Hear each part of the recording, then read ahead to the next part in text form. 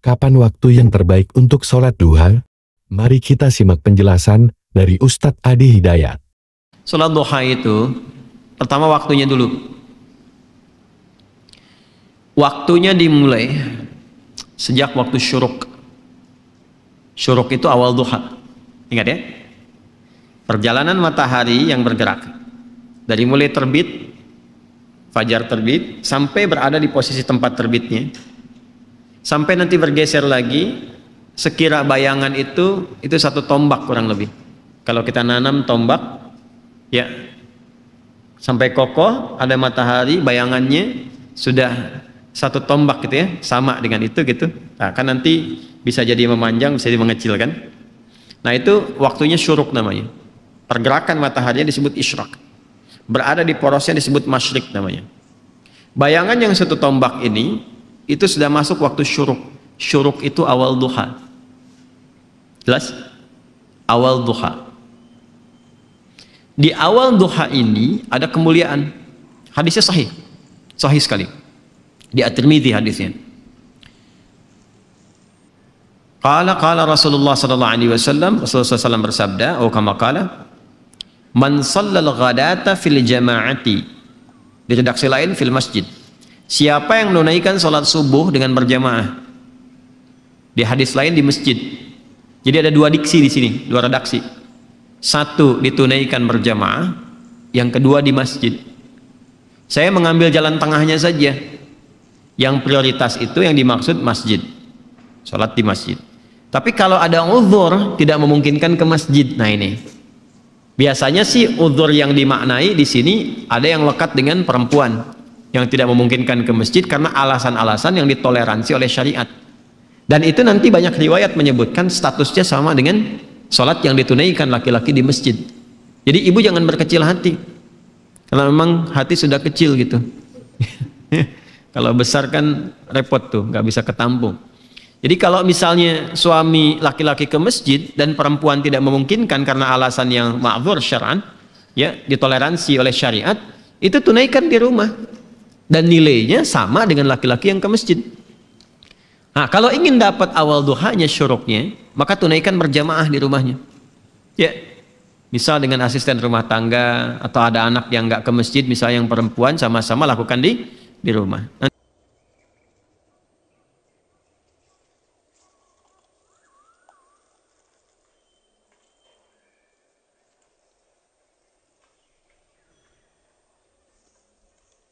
Awal duha itu disebut dengan syuruk itu. Ya, hatta bidayatin duha, sampai tiba awal duha. Ya, fa yusalli raka'ataini, kemudian dia salat 2 rakaat di awal duha itu. Fakana alaihi ka ajri hajjin wa umratin. Maka dia mendapatkan pahala yang senilai dengan haji dan umrah. Sempurna, sempurna, sempurna. Jangan dipahami sudah haji dan umrah, bukan. Dipahaminya pahala yang senilai itu.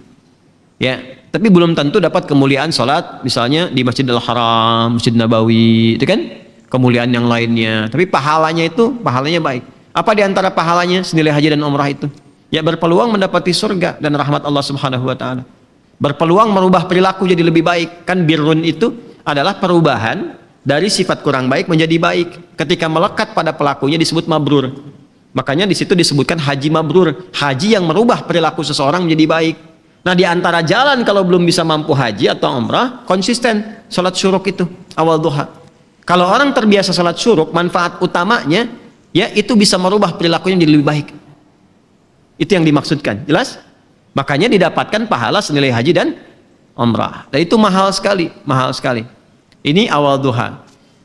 Pertengahan duha itu berlangsung, kalau sekarang tariklah waktunya 1 jam dari sholat subuh, ya. Ya 1 jam lah, kurang lebih 1 jam paling cepatnya. Jadi kalau subuh 4:30, nah, awal duhanya itu awal syuruk jam berapa? 5:30 ya. Atau kalau mau garis aman kadang ada yang nambah 15 menit lagi, ada yang nambah 1,5 jam gitu ya, nggak ada masalah. Sampai matahari mulai naik sekitar jam 7:30, jam 8 lah. 7:30 sampai jam 8. Nah itu sudah pertengahan duha. Kalau dikonversi ke jam sekarang, duhurnya jam 12 kurang, ya sampai jam 10:30 lah pertengahan duha itu.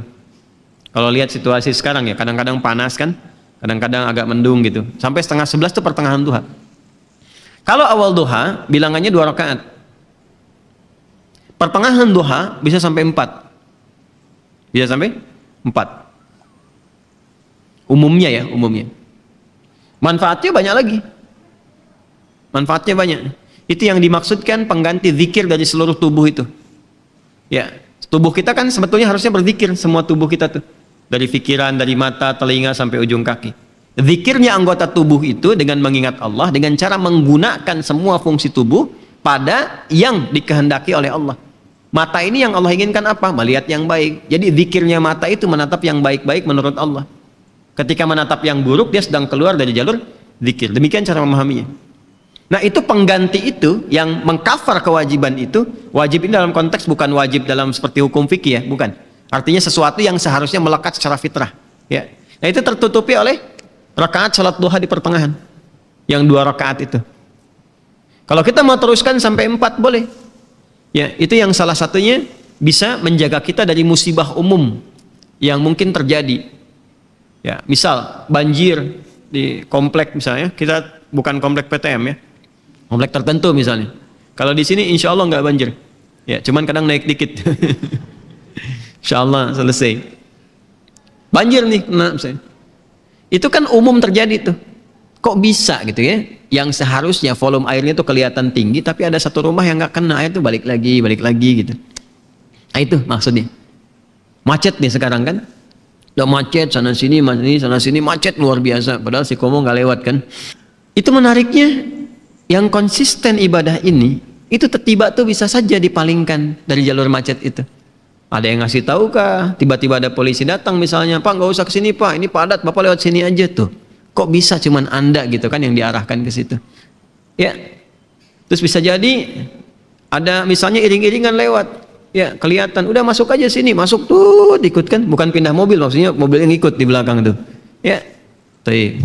Kadang-kadang kan juga mengikuti mobil jenazah. Ini ada orang soleh meninggal tuh masih beramal juga kan? Ambulan diikutin di belakang. Nah itu, ya itu musibah umum yang kadang menimpa, tapi kita tidak mendapatkan bagian dari itu, terjaga. Bukan musibah khusus spesifik yang harus dialami untuk melatih ketangguhan kita dalam berkehidupan. Yang ketiga, akhir duha. Akhir duha itu sampai menjelang zuhur. Dari 10:30 sampai menjelang zuhur, sampai menjelang tibanya adzan zuhur, itu akhir duha. Itu bisa sampai 8 rakaat bisa. 2 sampai 8 rakaat. Kerjakan 2 ya, sama 4 kali. Seperti taraweh yang 11 rakaat itu kan 8 rakaatnya, ada yang 2 deh. Boleh. Mau 4 juga bisa. Tunaikan itu. Di antara fadilahnya bisa memudahkan limpahan rizki. Ya, tapi bukan narik kemudahan rizki sebagai motif atau modus untuk sholat duha. Kalau itu biasanya walaupun dapat berkahnya kurang gitu. Ujung-ujungnya nanti masalah aja. Ya, biasanya suka begitu. Kalau saya sarankannya nggak usah mikir apa-apa, pokoknya kerjakan lillah aja. Nanti biarkan Allah yang menggerakkan segalanya. Paham ya? Baik. Boleh nggak dikerjakan berjamaah sholat duha? Sifatnya sebetulnya sendirian. Tapi pernah ada kasus Nabi sedang sholat duha, terus beberapa di belakang ikut makmum ke Nabi, dan Nabi tidak menegur dan tidak memberi kode, diteruskan sampai selesai.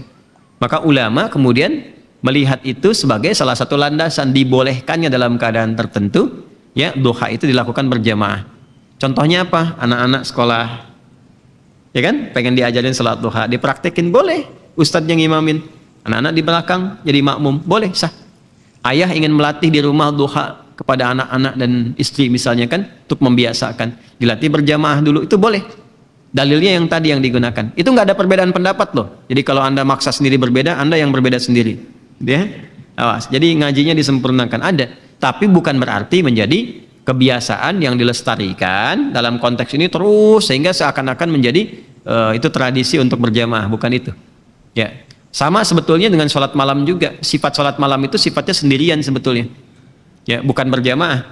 Tapi bukan berarti nggak boleh berjamaah. Ada dengan tujuan tertentu.